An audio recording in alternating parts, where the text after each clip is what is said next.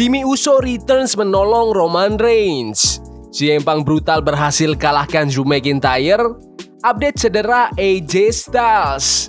Dan masih banyak lagi. Selamat datang di Extra News, di mana kita akan bahas berita-berita terkini tentang WWE. Sebelum kita lanjut, aku pengen kalian like dan share video ini ke teman-teman kalian yang suka WWE. Dan jangan lupa subscribe, soalnya channel ini upload video berita setiap hari. Jimmy Uso returns menolong Roman Reigns. Roman Reigns dan Cody Rhodes sedang melawan The Bloodline di WWE Bad Blood. Di tengah pertandingan, Roman sempat pegang kendali, tapi tiba-tiba Tama Tonga dan Tonga Loa muncul buat gangguin dia. Terus, ada orang datang dan nyerang Tama Tonga dan Tonga Loa. Ternyata, orang itu adalah Jimmy Uso yang udah absen sejak Bloodline ngehajarnya di bulan April. Roman langsung manfaatin momen ini buat ngehajar solo pakai spear dan menang. Kemudian, The Rock juga muncul di akhir acara. Datang sambil bawa People's Championship. Roman, Cody, dan Jimmy cuma ngeliatin dia. Sementara The Rock kasih kode pakai jarinya, kayak ngitung sampai 3 terus jalan ke belakang. Menurut kalian, The Rock bakal di sisi Roman Reigns atau di sisi Solo Sikoa nih? Komen di bawah. CM Punk brutal berhasil kalahkan Drew McIntyre. Untuk ke-53 kalinya dalam sejarah WWE, 5 ton baja diturunkan ke ring WWE. Dan untuk ketiga kalinya, Drew McIntyre dan CM Punk saling berhadapan. Kota Atlanta jadi saksi gimana dua bidang ini berubah jadi monster. Dan setelah acara pembuka WWE Bad Blood selesai, CM Punk berdiri tegak menandai akhir dari era buat karir mereka berdua. Begitu bel berbunyi, McIntyre dan Punk langsung berdiri saling berhadapan, saling lempar kata-kata panas, dan mereka pun langsung saling hajar.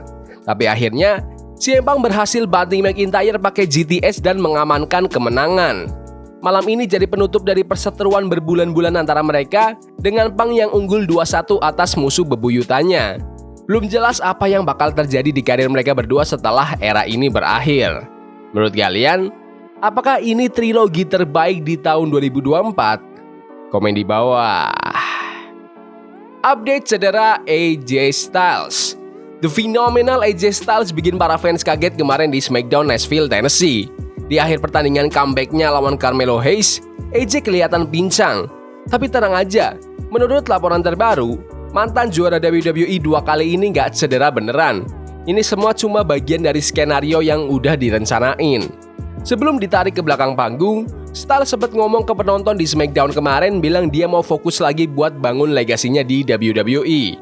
Sementara itu, Melo yang baru aja menang untuk ketiga kalinya lawan Andrade di akhir September, lagi berusaha naik level, ngebidik gelar United States Championship.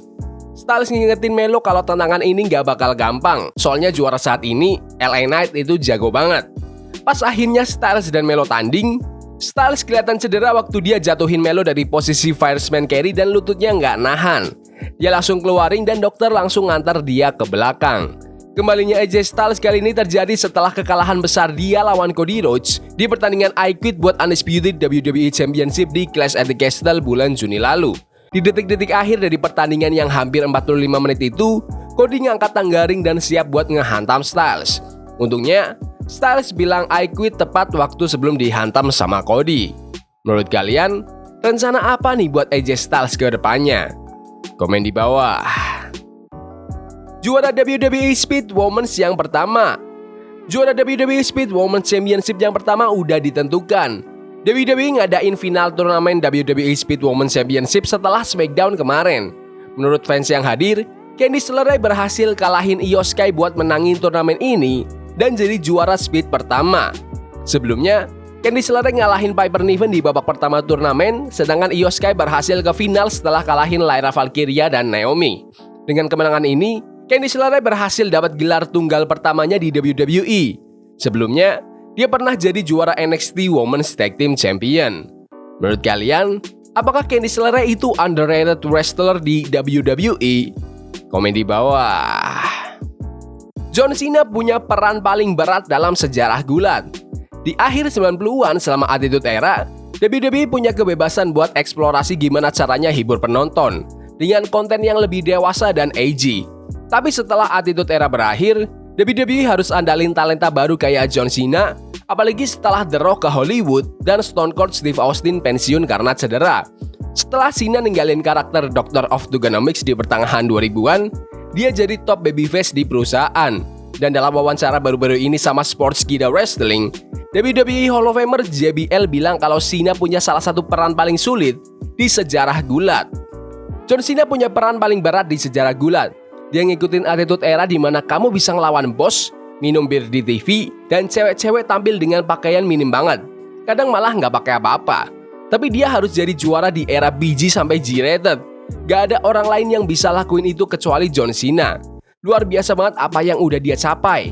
Saya berharap dia bisa menang gelar ke-17-nya. Di penampilan terbarunya bulan Juli kemarin di WWE Money in the Bank, John Cena ngumumin rencana tur pensiunnya dari ring WWE yang bakal berlangsung di tahun 2025. Cena bilang dia bakal tampil di sekitar 36 acara dan juga akan hadir di Royal Rumble serta WrestleMania 41 tahun depan.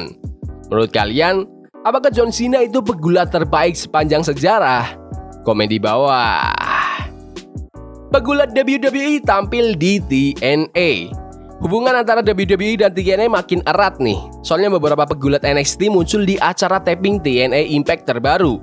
TNA ngadain taping malam kedua mereka di Nashville tanggal 3 Oktober. Setelah sebelumnya harus batalin acara di Spartanburg gara-gara badai Helene. Para fans di media sosial ngumumin kalau Wendy Choo, Sol Ruka, dan Brinley Reese dari NXT tampil di acara itu. Ariana Grace juga ikut tampil. TNA udah ngumumin sebelumnya kalau Ruka dan Choo bakal ikut bertanding di pertandingan tag team 6 orang bareng Jordynne Grace. Sebelumnya, Choo pernah lawan Grace di TNA Victory Road. Menurut kalian, siapa lagi nih dari WWE yang harus tampil di TNA? Komen di bawah. Inilah siapa yang ada di video di SmackDown. Di acara SmackDown kemarin, ada klip singkat yang kayaknya ngetis kedatangan dari Motor City Machine Guns ke Blue Brand. Mereka adalah tag team yang udah berkali-kali jadi juara dunia, ninggalin TNA sejak kontrak mereka habis di bulan April. Kabar yang keluar di bulan kemarin bilang mereka udah tanda tangan kontrak sama WWE dan diprediksi bakal muncul di NXT. Tapi, kayaknya mereka bakal gabung di SmackDown setelah teaser kemarin yang nunjukin gambar Detroit dan tulisan Coming Soon. Laporan terbaru juga bilang kalau teaser itu emang buat Motor City Machine Guns dan hampir dipastikan lagi lewat video yang nyebar di media sosial. Tim komentator WWE di Brasil bilang kalau itu buat si Guns. Kedatangan Guns di WWE ini bakal jadi akhir dari cerita mereka setelah ninggalin TNA. Awalnya, sempat dikira mereka bakal gabung AEW di bulan April, karena sebelumnya pernah tampil di All Out tahun 2022 bareng Tony Khan. Tapi, ternyata mereka belum sempat deal dan malah arahnya ke WWE.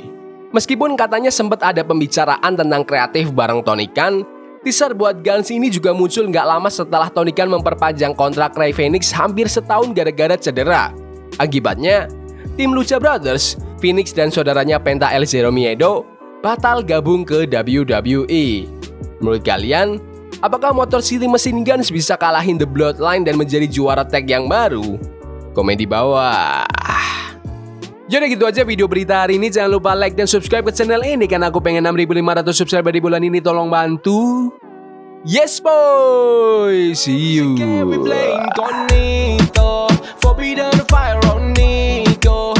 Bunny for love weekend.